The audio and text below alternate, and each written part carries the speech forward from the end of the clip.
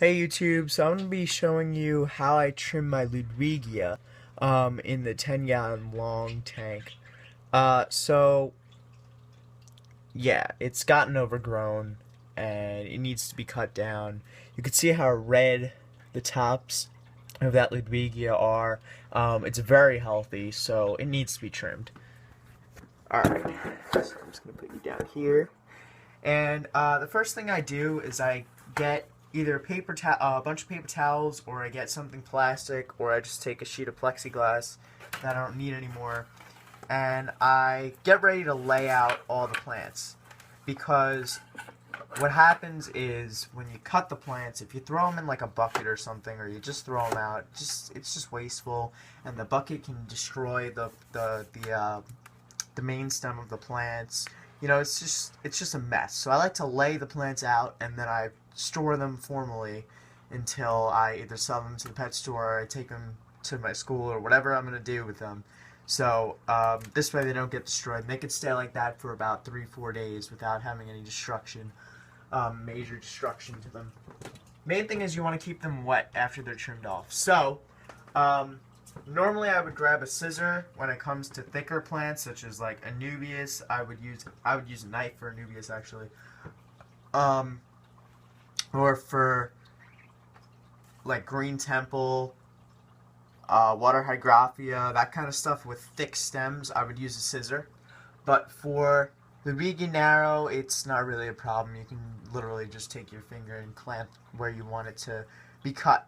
So now over here, you have these crazy big, tall Ludwigia reppin stems, and it doesn't look good. It doesn't add to that effect. And why are...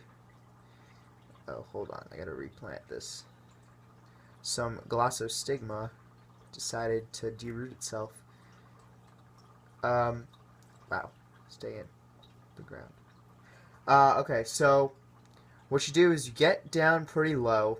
You don't want to cut really from the top unless you're hiding the low part, because what happens is these leaves will never regenerate.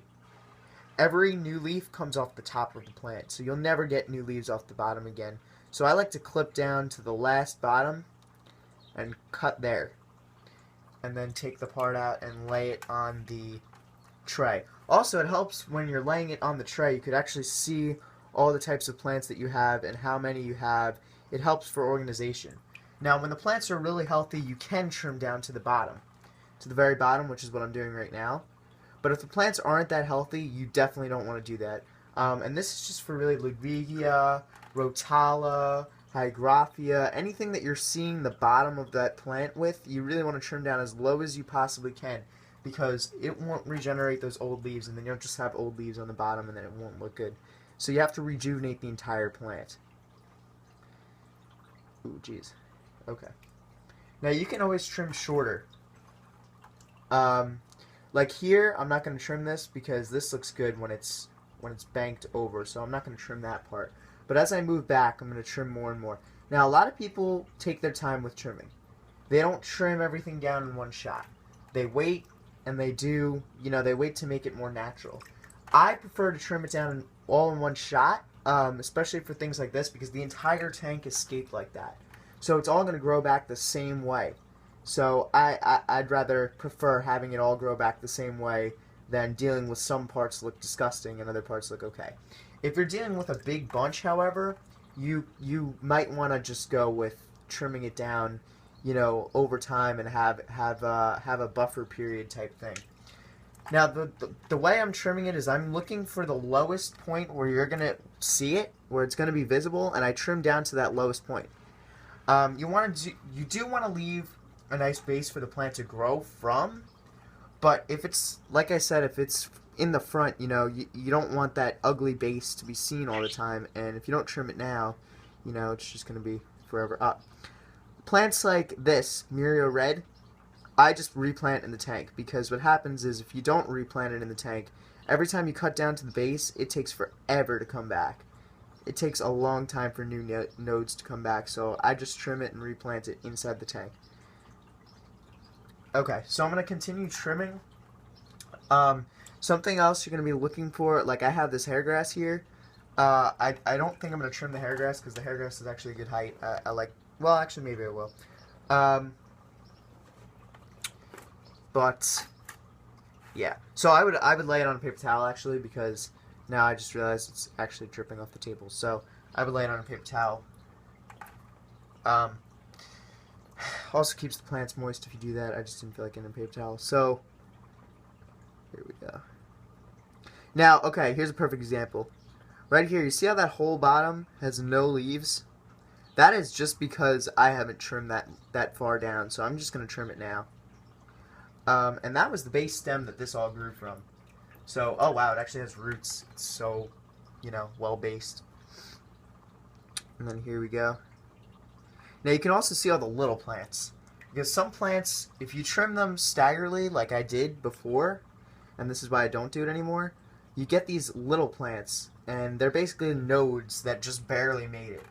And you'll see those are going to wind up being the top plants, and you'll see how fast they grow compared to the other pre-existing nodes that may have been healthier. So it almost gets rid of natural selection in that way.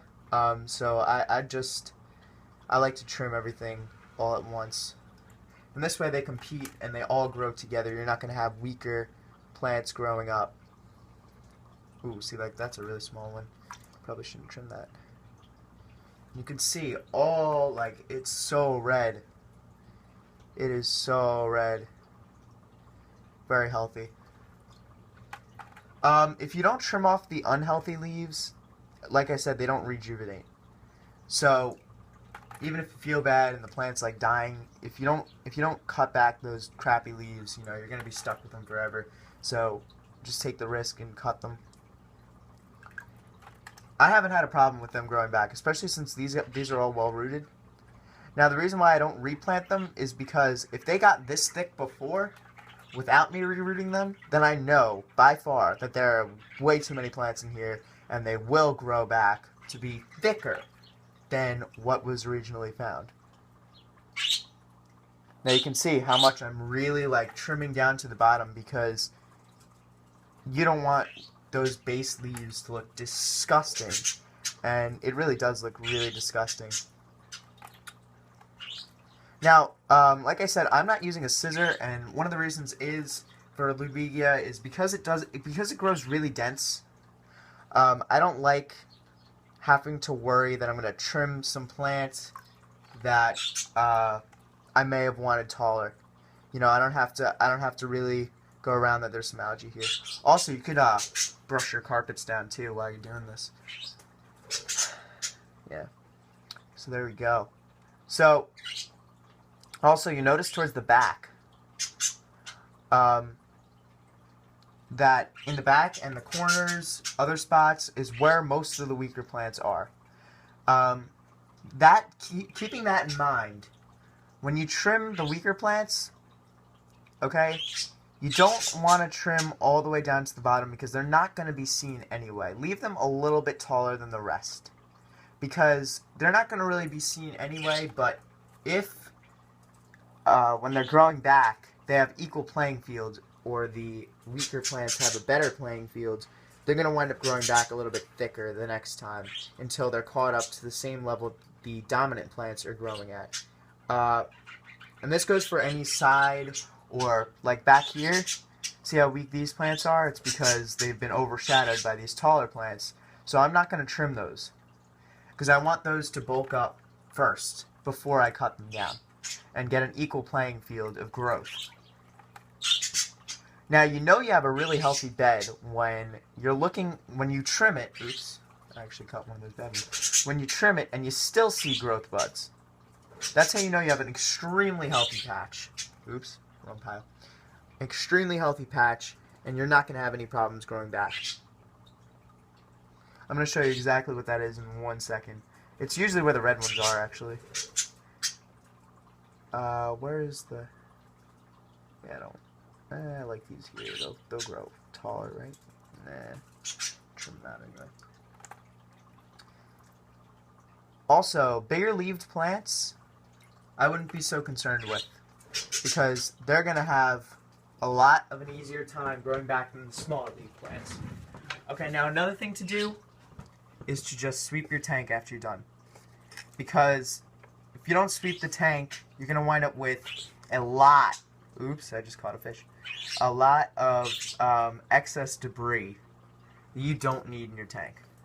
Now, I have salvinia in here, and I don't really care if I catch the salvinia because salvinia grows back like a weed. Where's that fish? Oh, there he is. Yeah, be careful that you don't catch fish, especially if you're like platies or guppies. They're stupid and they just swim right into the net.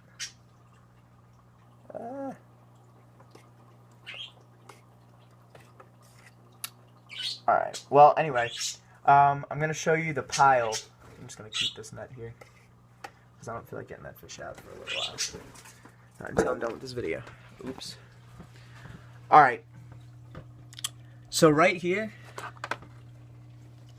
are the two piles of the plants that I've gotten. I got my Ludwigia repens regular, and I've got my Ludwigia repens narrow. Also, what I wanted to show you is, you see how the top still has growth buds right up here? You have a really healthy bed when you see that there's still growth buds up there, over here, around. It's very good when you see that. You definitely don't need to replant if you see that. And there's actually one piece here. It needs to be trimmed. So, there you go. That's how you trim your tank and get it nice and thin. The next video I'm going to do is actually a preparation video for putting it into another tank. If you're moving it, make sure there aren't any sick fish, like ick will transfer. If there was ick in your tank and it wasn't fully killed off, it will transfer through the plants.